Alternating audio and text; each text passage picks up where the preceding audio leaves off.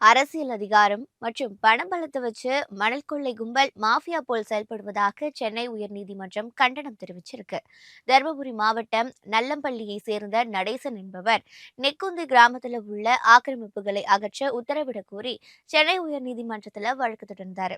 இந்த வழக்கு மீண்டும் விசாரணைக்கு வந்தபோது சுரங்கத்துறை இயக்குநர் சார்பில் தாக்கல் செய்யப்பட்ட அறிக்கையில் மொத்தம் 1439 சட்டவிரோத குவாரிகள் கண்டறியப்பட்டு இருப்பதாக கூறினார். இவை தொடர்பாக 135 வழக்குகள் பதிவு செய்யப்பட்டுள்ளன என்னும் குறிப்பிடப்பட்டு இருக்கு. அப்போது எத்தனை வழக்குகள்ல தண்டனை விதிக்கப்பட்டுள்ளது என்பது உள்ளிட்ட விவரங்களை ஏன் தாக்கல் செய்யவில்லை? சட்டவிரோதமாக 5 கோடி ரூபாய்க்கு கனிம வளம் கொள்ளையடிக்கப்படும் நிலையில் 5 லட்சம் ரூபாய் அபராதம் விதிப்பதில் என்ன பயன் இருக்கிறது என்று நீதிபதிகள் கேள்வி எழுப்பியிருக்காங்க.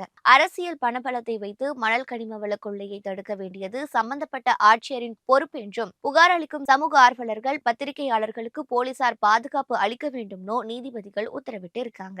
சட்டவிரோத மணல் மற்றும் கனிம வள கொள்ளையை தடுக்க அதிகாரிகள் திடீர் ஆய்வுகள் நடத்த வேண்டும் என கூறி நீதிபதிகள் வழக்கை முடித்து வச்சிருக்காங்க.